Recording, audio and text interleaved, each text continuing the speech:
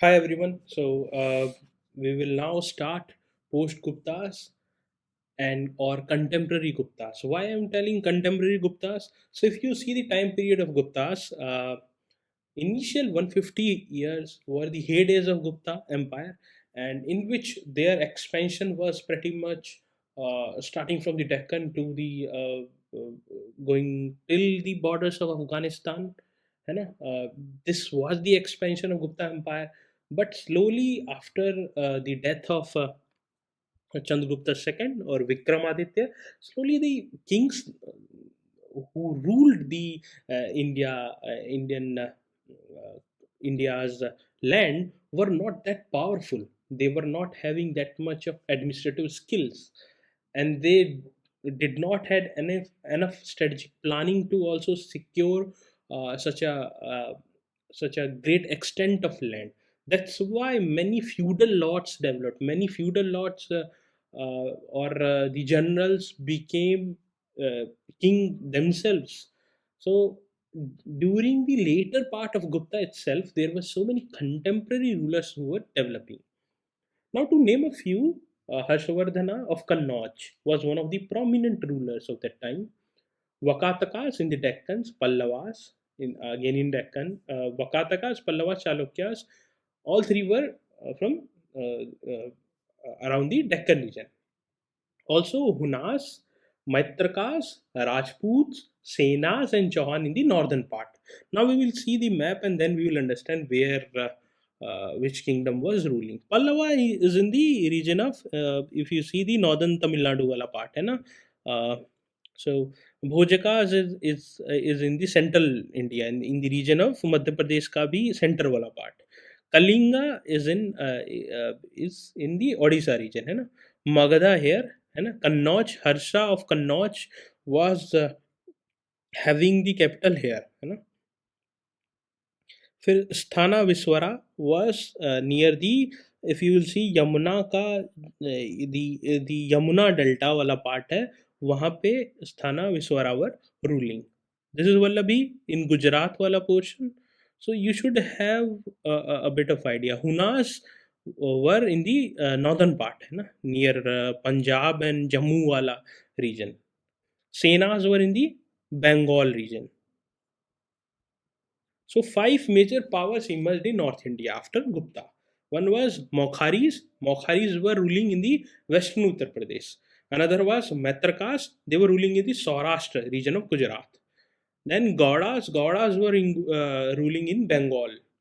Shashank Gauda was one of the prominent ruler who uprooted Bodhi tree. Bodhi tree को uproot कर दिया था शशांक गौड़ा ने. He was the part of Gauda Empire.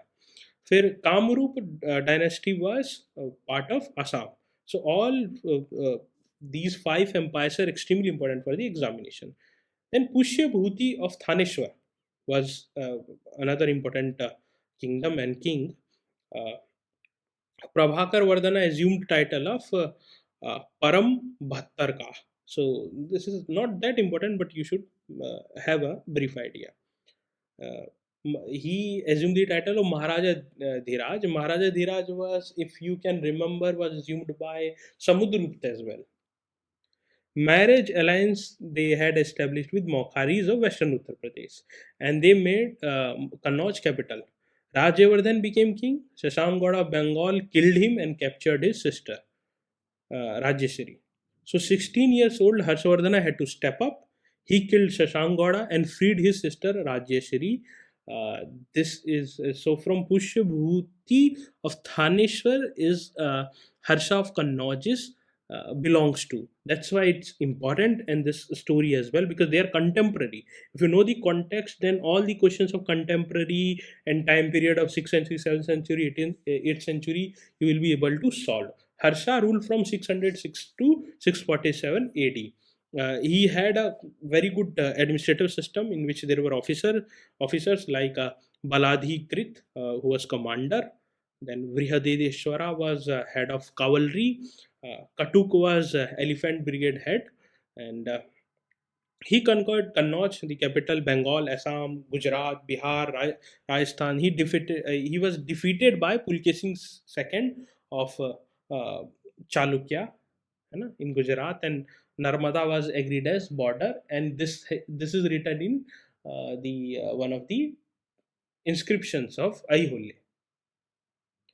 Then, if you will see the literature developed during the time period of Harsha, so Harsha himself wrote three dramas. One was Priyadarshini, second was Naganand, and third was Ratnavali. His court poet Bhan Bhatt wrote Harshcharita and Kadambari. The both are very important. Hyun Sang came during the time period of Harsha, and he wrote whatever he observed in the India in his book See You Ki. Okay, See You Ki. During the time period of Harsha, there was a department known as Mahamoksha Parishad. The sole motive of Mahamoksha Parishad was welfare of people, and they distributed wealth to poor people. Administration was highly feudal and decentralized. When it will be feudal, it will be decentralized. There will be a lot of feudal lords who will be having some sort of power. Not a lot of coins, because they were not as prosperous as Guptas. Law and order was not well maintained as it was established in Gupta Empire. Severe punishment was there for crime, and Madhubani plate inscription is written during this time period. Then Badami, ruler Chalukyans of Badami. They were ruling the Deccan from 543 to 775 AD. Ancient name was Vatapi, Vatapi Chalukyans. Pulkesin II was prominent ruler who defeated Harsha. Aihole inscription written by Ravikirti is important. It was at the bank of Malprabha river in Raichur Doab in Bijapur, Karnataka. Aihole inscription is made under reigning king Pulkesin II. It mentions defeat of Harsha at hands of Pulkesin II. It also mentions shifting of capital from Aihole to Badami. Then there were two wars with Pallavas. First was Battle of Ullaluru, in which Mahendra Varman I was killed. Second was Battle of Manina Mugula, in which Pulkesin II was killed by Narsim Varman I. That's why known as Vatapi Konda, who defeated Vatapis. That's why his nickname is Vatapi Konda, Narsim Varma I. He handed over territories to his brother Vishnuvardhan, who started another branch of Chalukyas, Vengi Chalukyas. Last ruler Kirtivarma II was assassinated by Danti Durg, who established a Rashtrakuta Empire with capital at Ellora. Okay, so this is a sequence. If you will not understand the sequence, then you will not be able to solve all these contemporary and what were happening at that time. Vesara style of architecture was developed by these Chalukyans of Badami. Rock cut caves can be seen in Badami in Karnataka. There were military officers who were known as Baladi Krita and Dandanayaka. Okay. Administration was decentralized because the village was divided into uh, Maharashtrakas, provinces, Rashtrakas, which was Malnalas, and the third division was Vishyas. Vishyas were equivalent to district of modern time. Fourth division was Bhoga, group of 10 villages. There were Amatyas who looked after revenue matters. Then there was Pallavas of Kanchi, 550 to 850. Pallavas of Kanchi ruled. After Shatavahanas, there were Ikshvakus, and after Ikshvakus, there were Pallavas. They were founders of Dravidian style of architecture. They introduced art of excavating temples from rock. Rock cut temples became prominent during the Pallavas of Kanchi. Okay?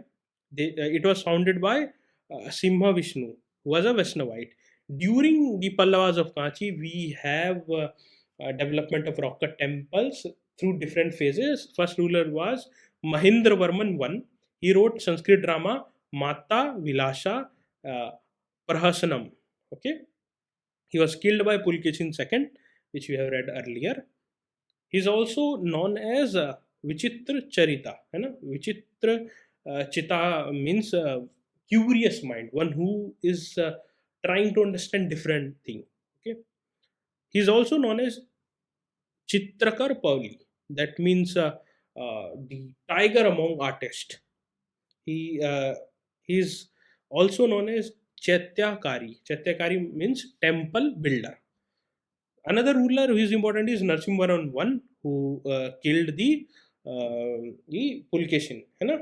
And he is known as Vatapi Konda. Okay, he built new city Mahabalipuram, or known as Mamallapuram. Then there was Narsimhavarman II. He is known as Rajsimha. He only built Sor temple and built a number of ghatikas. Ghatikas are educational institutions. Then there were a lot of literatures which were written. They contributed to the development of Grantha as well and gave importance to Sanskrit. Bhairavi wrote Kirta Arjunyan during this time period. Dandi wrote Dasa Kumar Charita during this time period. Both of these books are extremely important. After decline of Pushyabhuti, there was a void in North India which was filled by three dynasties. Pushyabhuti of Thaneshwar, जिसमें Harsha was the leader. There were three dynasties who will fight for the supremacy of North India. This is also known as Kannauj Tripartite struggle, and these three kingdoms would be Rashtrakutas, Palas, and Pratiharas. Okay, so Kannauj tripartite struggle will happen in 8th century between Rashtrakuta, who were ruling in Deccan, Palas, who were ruling in the east, and Pratiharas, who were ruling in the west.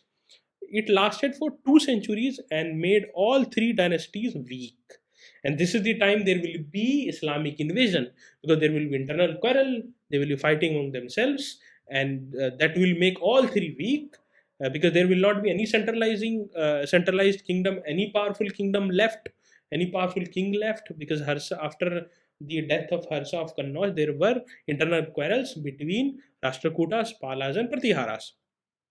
Kannauj was located on Ganga trade route and was connected to ancient Silk route. That's why it was important. Finally, Nagabhata, second of Gurjar Pratihara, won in this tripartite struggle. So this is the Kannauj triangle. This is Gurjar Pratiharas. This is Palas. This is Rashtrakuta. They are fighting here. Then there are Cholas, Imperial Cholas. It was founded by Vijayalaya. Vijayalaya was a fiduciary of Pallavas of Kanchi. He made Tanjore on the bank of Kaveri river his capital. Rajaraj Chola was one of the very important king of Imperial Chola. He defeated Pandyas and Cheras also. And he extended the empire till Sri Lanka, Maldives, Lakshadweep. That's why it is known as Imperial Chola, because it is extending beyond the contemporary boundaries of India. He built Brihadeshwara and Rajarajeshwaram temple in Tanjore on Kaveri river. That's why it's very important. He assumed the title of Mumuddi Chola. Then Rajendra I is well known because of his conquest till the bank of Ganges. That's why he assumed the title of Gangai Kond, and there was a temple constructed, Gangai Kond Cholpuram. So that's why he's very important, and he captured northward territories till the bank of Ganges. Overseas campaigns against Sri Vijaya kingdom in Southeast Asia, who were ruling in Bali, Sumatra, Java, Malav, all these areas. He launched a overseas campaign as well. He was even more ambitious than his father. He defeated Mahipala in Gangetic Valley, but didn't annex it, but defeated them, and created new capital at Gangai Kond Cholpuram, banks of Kaveri river. So this is the extent of Imperial Chola. See, they are going till this Bay of Bengal, and this is the Bengal region. They are all their empire extending from the Arabian Sea to the Bay of Bengal. Entire region is ruled by them. Then you see this is the Southeast Asian region. This is also ruled by Imperial Cholas. This is Malaysia. This is Sri Lanka. This is Sri Vijaya's Java, Sumatra, Bali, all these regions, and this is Sri Lanka. All these are ruled by Imperial Chola. Administration was highly decentralized administration, and the units were Mandalam, which were provinces, then Vallanadu, which was district, Nadu, block, Kottam, village, and Urva, smallest administrative unit. There were two types of assemblies. One was Ur, which was General Assembly, and Mahasabha, which was gathering of adult men in Agraharas. Agraharas were the the place where Brahmins used to live.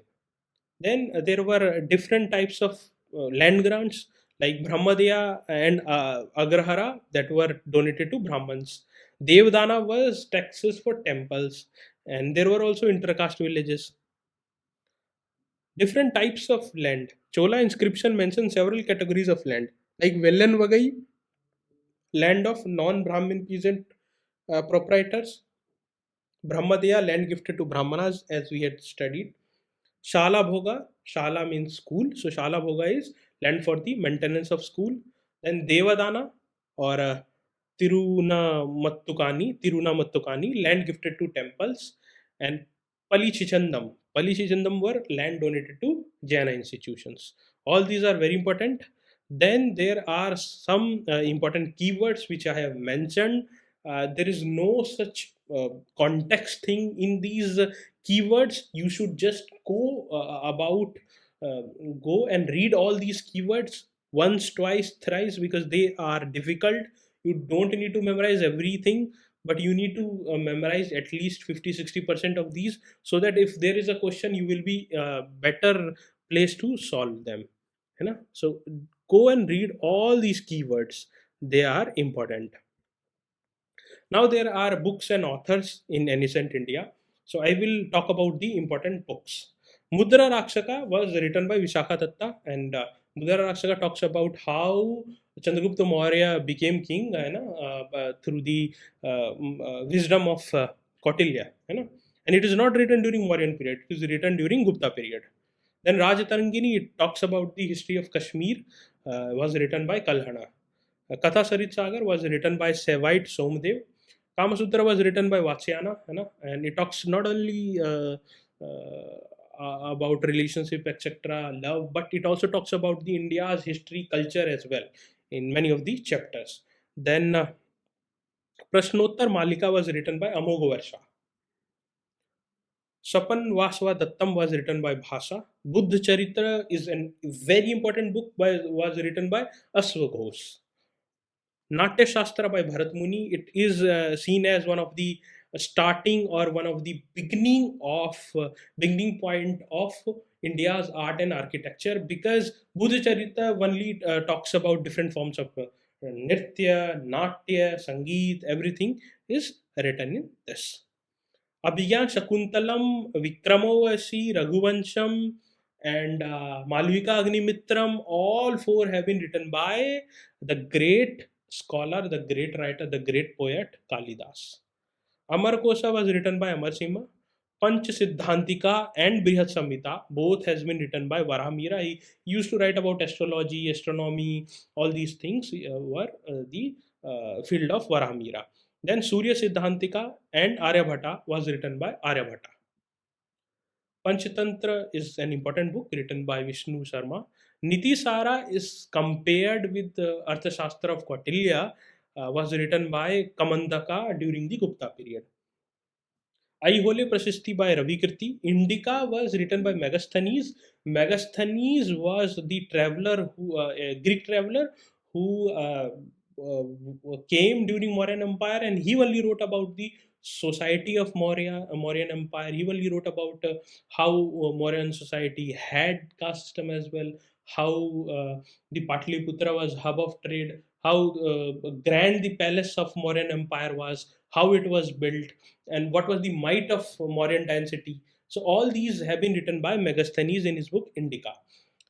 Arthashastra, you all know Kautilya has written. Charak Samhita by Charak. Leelavati was written by Bhaskara II. He wanted to explain the linear equation, algebra, etc. To her daughter Leelavati, and in the form of story, he had explained that, and that is known as that's why the book is also known as Leelavati by Bhaskara II. Then Harshcharita, Kadambari, Naganand, Ratnavali. See, Harshcharita is written by Banabhatta, no doubt. Kadambari, Naganand, Ratnavali. See, Kadambari is also written by Banabhatt only, but Naganand and Ratnavali is written by Harsha itself. A few of the books have mentioned about Banbhatt, but NCRT mentions that Naganand and Ratnavali is written by Harsha, so it is by Harsha. If it comes in the paper, you have to choose this. Gatha Saptati is a very comprehensive and very bulky book. It also involves some tantricism as well. Has been written by Hala.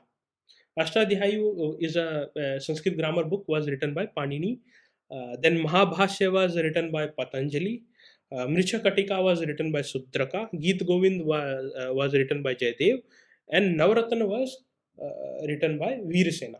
So all these important books you should remember, and I have tried to give the context as well for a few of them. Thank you very much. Take care. Best wishes.